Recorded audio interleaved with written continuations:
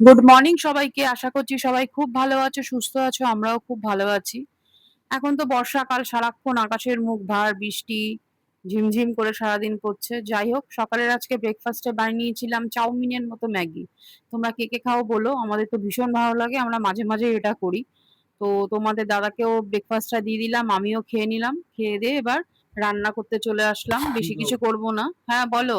কি করছো আজকে? শরীরটা তো বলছিল ভালো লাগছে না, কাজে কাজ উম করছো। না, বেশি কিছু করছি না গো। উচ্ছে ভাজা হয়ে গেছে, ভাত হয়ে গেছে, তেলাপিয়া মাছের ঝাল ঝিঙে দিয়ে করব। তো এই রেসিপিটাই আজকে দেখাবো।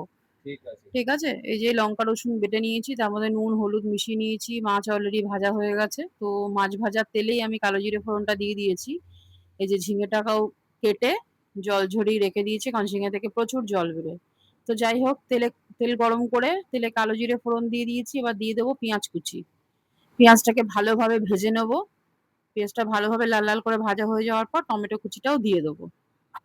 তো এই যে পেঁয়াজটাকে ভালো করে লাল, লাল করে ভেজে নিয়েছি। এবার এর মধ্যে দিয়ে দেবো টমেটো কুচি।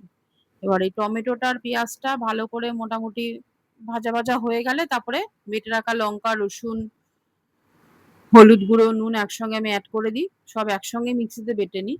তো ওই যে এটা এড করে ভালো করে মসলাটাকে কষিয়ে নেবো তেল ছাড়া অব্দি। আর ইন বিটুইন এর মধ্যে এই শুকনো লঙ্কা দিয়ে দেবো, বীজ ছাড়িয়ে, যাতে কালারটা একটু আসে। পুরো কাঁচা লঙ্কায় রান্না তো।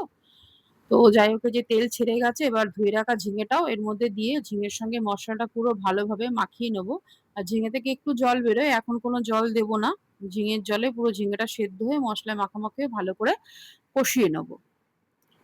মোটামুটি ৫-৭ মিনিট মতো এরকম কষাতে লাগবে। তখন দেখবে যে যখন পুরো ঝিঙেটা সেদ্ধ হয়ে যাবে, তখন এর মধ্যে আমি ভেজে রাখা মাছটা দিয়ে দেবো। এই যে সব কষে গেছে, মশলা পুরো মাখামাখি হয়ে ঝিঙে সেদ্ধ হয়ে একদম কমপ্লিট। এবার মাছের অপেক্ষা করছে। এই যে দিয়ে দিলাম তেলাপিয়া মাছ। আর সামান্য জল দেবো, বেশি জল দেবো না। এটা একটু গামাখা, গামাখা হয় রান্নাটা। তো অতি সাধারণ রান্না। দেখো কমপ্লিট হয়ে গেছে। এবার কিছুক্ষণের জন্য ঢাকা দিয়ে রাখবো, বেশিক্ষণ না, আবার সেই ৫-৭ মিনিট। গ্যাসটাকে আস্তে করে দেবে। আমি ইন্ডাকশনে করছি তাই পাওয়ারটা কমিয়ে রেখেছি। যে পুরো কমপ্লিট হয়ে গেছে। তেলাপিয়া মাছের ঝিঙে দিয়ে ঝাল। একদম হালকা খাওয়া, তোমরা করতে পারো বাড়িতে। খেতে খুব ভালো হয়। তো রান্না-বান্না কমপ্লিট হয়ে গেছে। এবার খাবার অপেক্ষা, তারপর একটু রেস্ট নেবো কি আজকে। গো, বলো।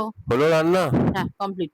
কিছুই করিনি আজকে, খালি উচ্ছে ভাজা করেছি, সাদা ভাত, এর মধ্যে একটু উচ্ছে ভাতে দিয়ে দিয়েছি আমার জন্য। হ্যাঁ। আর এখানে হচ্ছে রাতে যে তরকারিটা করবো আলু, বিনস, গাজর দিয়ে, সেটা কেটে রেখেছি, পরে করব। আচ্ছা।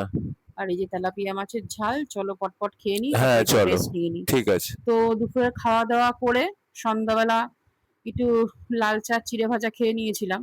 আজকে আর দুধ চা খেতে ইচ্ছে করছিল না। যাই হোক, খেয়ে-দেয়ে একটুখানি রেস্ট নিয়েই তারপরে রাতের রান্নাটাও করে ফেললাম। এই বিনস, গাজর দিয়ে, আলু দিয়ে একটা মিক্স সবজি, পরোটা, আচার আর ডিমের অমলেট। ব্যাস কমপ্লিট। চলো টাটা, গুড নাইট, সবাই ভালো থেকো।